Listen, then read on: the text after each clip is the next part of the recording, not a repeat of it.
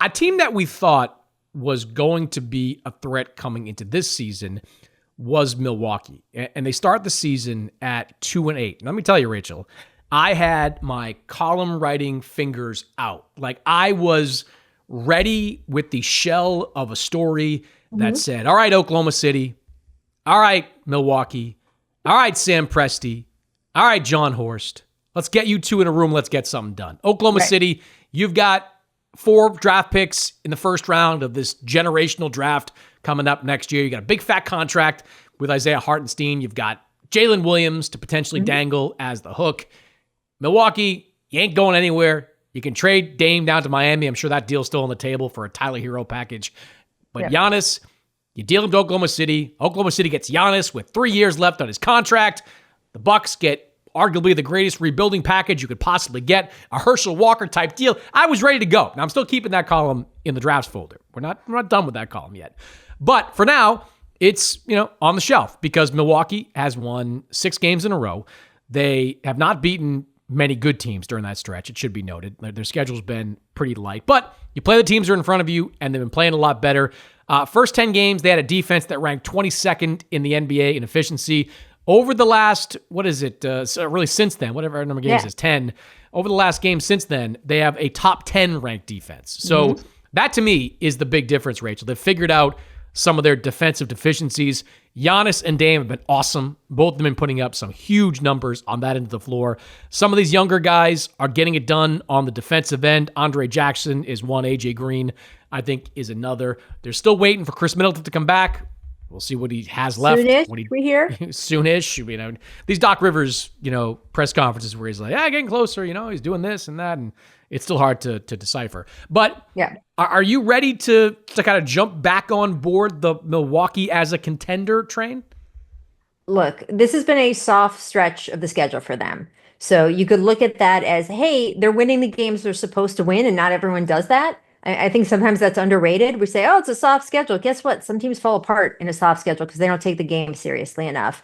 And also, they're kind of using it to get right. They're using the stretch to sort of find that chemistry with Dame and Giannis that never really came through last year. I mean, they have a much better 2-man game. They know when to shoot. They know what each other wants. Giannis was talking the other day about, I know now where he wants to hit me in the pocket. I know where he likes to go on the floor. And that stuff takes time. And I think they're finding that. That's great. I do wonder if Chris Middleton can stay healthy once he comes back, because I think they would need him to be a true contender. And I wonder what happens when the schedule gets a little bit tougher.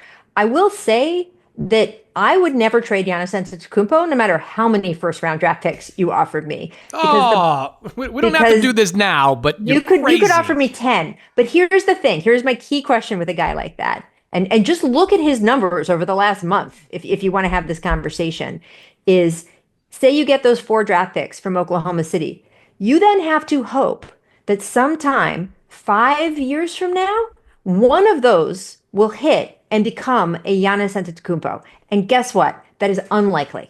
It is unlikely that you will have an MVP player, defensive player of the year candidate some years, depends on the season, and who can just sort of maniacally will his team out of the ditch that they were in. I just think it is a very slim chance that you would get that with, an assortment of draft picks, and it certainly wouldn't happen anytime soon. So I'm going to be on the don't trade Giannis camp, but I'm not sure that I'm on the Bucks to the finals camp. Well, all right, hold on. I have to address the don't trade Giannis camp because no, come on. Look, angry letters of people in Milwaukee. 100%. Lots of tweets, lots of clapbacks. It's not like they'd be dealing Giannis having gotten nothing out of him. Like, they got a championship. Like, they won. And it's not like Giannis is 25 years old. He's 30, 31? Like, he's right in that range. So he's already approaching kind of that back end of his career. There could be many more years. He could play. I don't think he's going to play until like 40, but into his mid-30s, he could still be a pretty high-level guy. He hasn't developed a jump shot yet, so I think that's problematic for him being really good late into his career. But look, if Oklahoma City ever came to the table, and believe me, and these guys, like the negotiation between John Horst and Sam Presti would be like the Spider-Man meme. It's like they're just both pointing at each other saying, you give me this and you give me that. But theoretically, like, putting aside the draft picks, which in this draft are really going to be valuable, especially if you put that Clipper pick on the table. I'm not sure where the Clippers are going to go from here, but if you can swap rights with them, that's something. Putting aside those picks, if you get Jalen Williams out of it, like Jalen Williams to me is James Harden. Like he's that guy. You've got Chet, you've got Shea playing the role of Durant and KD, and you got Jalen Williams out there like Harden-esque. Like, and I think he's going to have a quicker, maybe not a quicker jump to stardom, but like he's just as quickly going to step into a bigger role and be awesome. Like that guy is a great player. So if you can get a franchise player, an all-star, who may even be an all-NBA type of guy, if you give him the freedom that he has outside of Oklahoma City, plus 3-4 first-round draft picks, plus a guy like Hartenstein is kind of salary filler whose contract isn't terrible. It's got 2 years left on that deal.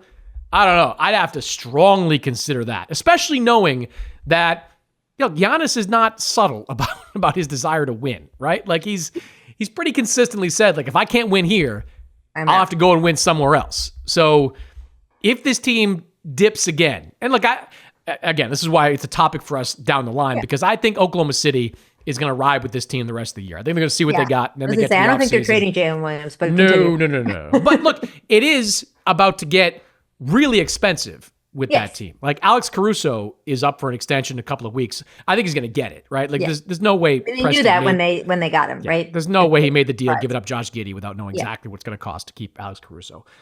Tampering, I know. Yeah, look out. But you're going to have both Chet and Jalen Williams extension eligible next summer. So you got a lot of money you're going to be doling out in Oklahoma City. So you already got Shea on a max contract and a few other guys making big dough.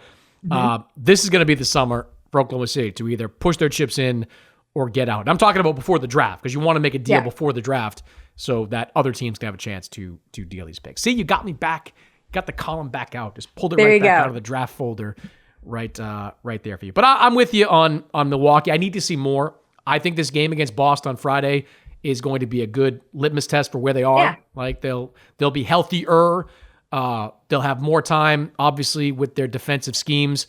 They were competitive against Boston for a while in the first game before they, succumbed to the avalanche of threes that every team succumbs to with the Celtics. So I think we're going to find out a little bit more about the Bucks in that game.